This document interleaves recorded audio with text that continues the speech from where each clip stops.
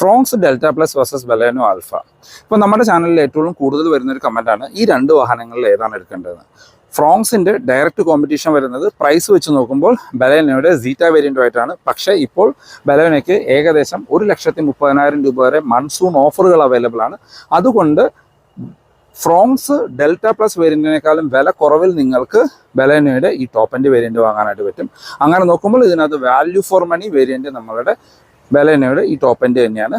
കാരണം രണ്ട് വാഹനങ്ങളും ഓൾമോസ്റ്റ് സിമിലർ പ്ലാറ്റ്ഫോമാണ്, സെയിം പ്ലാറ്റ്ഫോമാണ്.